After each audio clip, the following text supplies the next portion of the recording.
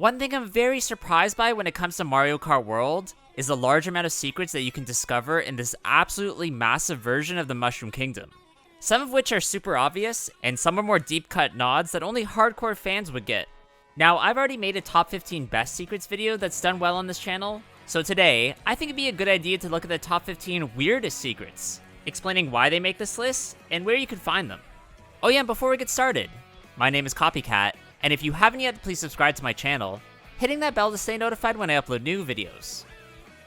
To start things off at number 15 is the Shine Sprite crown that you're given if you come in first place, indicating that you are the champion in a very glamorous way, while everyone is just second best.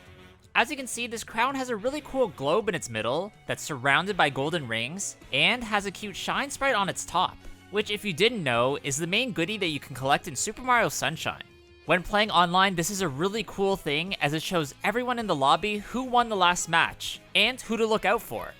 Although it unfortunately does disappear if the player is hit even once or wipes out in any way, which I think is kind of weird as then you don't know who that player is, and I hope they change this in the future.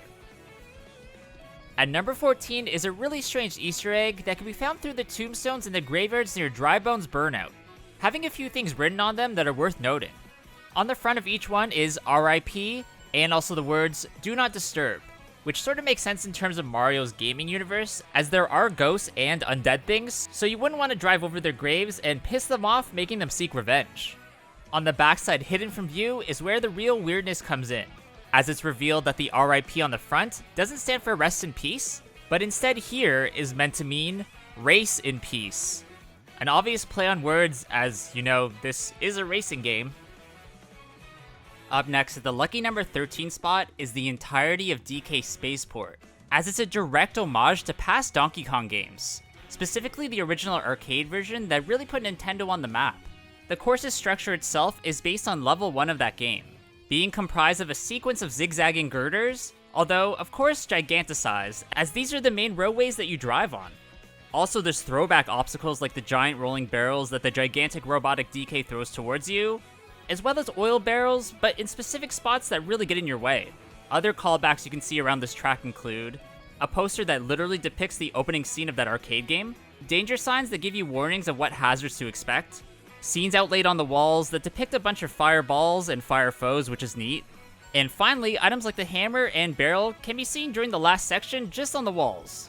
Oh yeah, and I almost forgot, also the sign at the course's beginning is designed to look like the Donkey Kong Game & Watch entry. A nod that not everybody will get as this came out in the 80s and they are quite rare, but I am glad they added Easter eggs like this as they're fun to discover.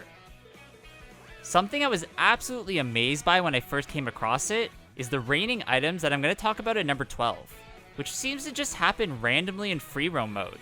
From what I've seen personally, only a couple of goodies can fall from the sky, either coins or question mark item blocks. Now this weather condition might be a reference to a Mario Kart mod called Item Rain, that's been created for several games in the series, although that would be odd as Nintendo notoriously hates mods, so them drawing inspiration from them might be a bit of a stretch. I really don't know how these trigger, but there might be a reason for that, so if you guys know anything about that, let me know in the comments below. At number 11, I want to look at a few costume references that I forgot to mention or were mistaken of in my first video, a few of which aren't really clear at all, so bear with me here. First off, apparently Biker Yoshi is supposed to be a character named Boshi from Super Mario RPG, The Legend of the Seven Stars. Also being a blue Yoshi that looks a bit punk and wears sunglasses. Also previously I said that Pirate Wario could be attributed to Wario Shake It, where really his design is actually from Game & Wario, having to go through some goofy challenges with him to complete that game. Also, there's a swimwear Yoshi, who's dressed identical to the swimwear Mario outfit from Super Mario Odyssey that I believe is just a reference to old school swimwear that people popularized in the 40s and 50s. Finally, there's the work crew Koopa, who's actually dressed like an old school Japanese construction worker, specifically someone working in management or maybe an engineer.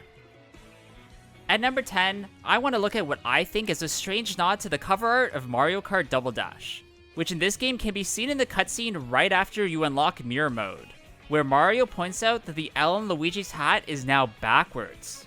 So if you didn't know, this is meant to be a reference to the fact that for some reason the L on Luigi's hat in that cover art is backwards, and many fans over the years have pointed out this mistake. I think Nintendo kind of added this here to sort of make fun of the situation, although maybe I'm reading too much into it, but this is just instantly what I thought about. Up next in the 9th spot is a fan theory that I actually agree with, explaining why there are exactly 394 P-switches to find in free roam mode. A random amount, as why not just round up to 400? Now, I discovered this in a Reddit post in the Mario Kart World subreddit by someone named GreatStaff6799, where they theorized that the number 394 is actually a thank you message, albeit in a bit of a confusing way. First off, 3 in Japanese is san, and 9 is Q, which when read together fast sounds like thank you in English. I know it's a stretch, but bear with me. The 4 in 394 is apparently just the word for, F-O-R. And the P in P-switch is supposed to stand for playing, where if you put everything together, it says, thank you for playing. Honestly, this just might be a different level of craziness that I for some reason tapped into, but just let me know your thoughts in the comments.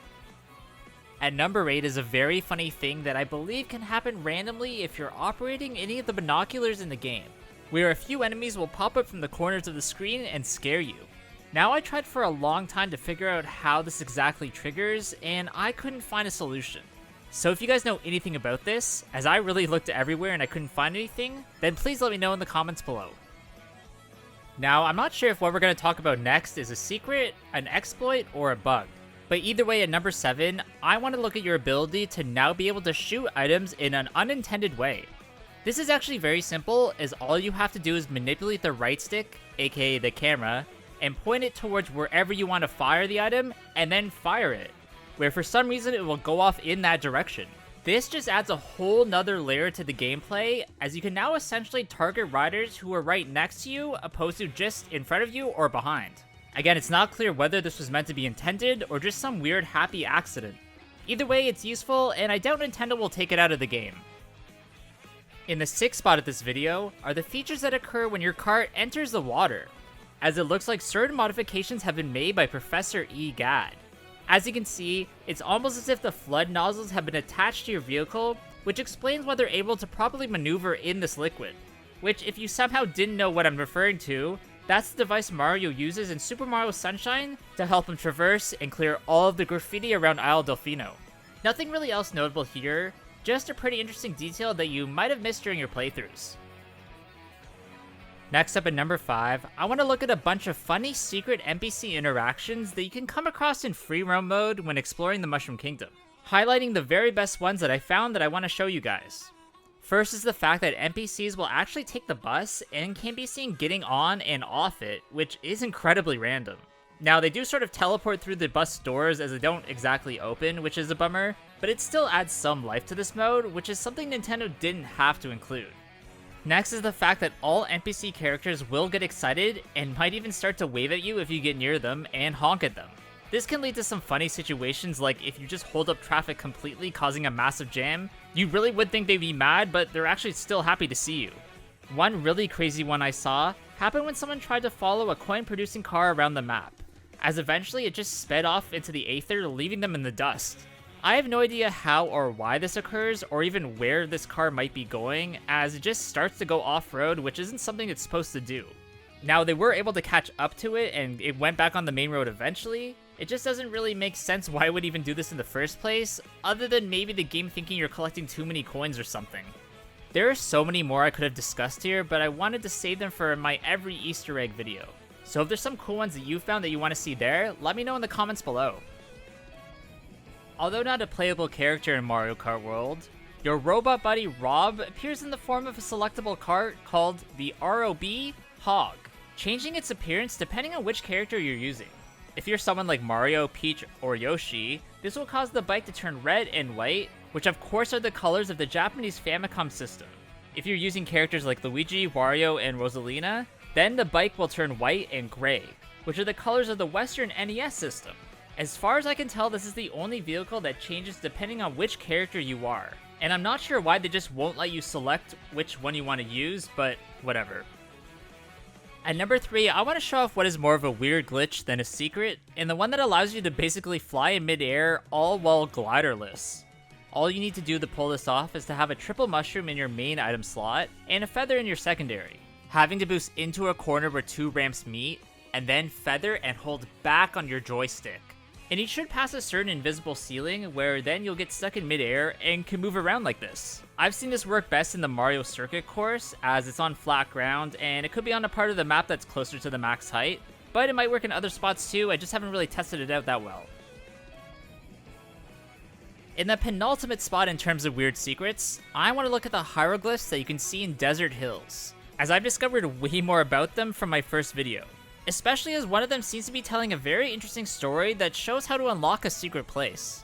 That spot is Rainbow Road, where you can see the hieroglyphs show that the toads are collecting things to, I think, unlock the secret course and make it drivable. Okay, maybe this is a stretch, but that's at least how I interpreted it, and this would probably make more sense if these pictures depicted the cups and not just random Mario items and foes. So take this with a grain of salt, I might have just made that up, kind of. One thing that is an Easter egg, however, are how the toads are depicted, as they look a lot like the ones that are also displayed as hieroglyphs that are seen within the Dry Bake Stadium of the Paper Mario Sticker Star game, being shown as really tall instead of small mushroom folk. I'm not sure if this is how the toad species used to look and they somehow evolved to get shorter, or if this is how they see themselves and they're just delusional. With them also being seen riding Yoshis, which I don't think is really a thing other than in New Super Mario Bros. Wii. At number 1, as the weirdest secret in Mario Kart World, is the Area 51 Easter egg that can be found in the woods just west of Mario Circuit. If you go off the road right here, you'll find a ledge on the side of a hill that has a bunch of gates warning you of dangers ahead, suggesting you should turn back. If you ignore those signs and break through the gates instead, it will lead you to a hidden area where you'll find a UFO, as well as a few cows, and Nabbit, confirming this weird character is an alien, maybe? Maybe not. This is really weird, and there aren't many spots like this that you can come across in free roam. So it definitely stuck out like a sore thumb when I found it, and I knew I had to show it off. Alright, that's gonna be it for today's video, guys. I really hope you did enjoy this one. If you did, please leave a like, comment below what you thought about it, and of course subscribe to my channel. Hope you guys all have a good day, and I'll see you on the next one. Bye!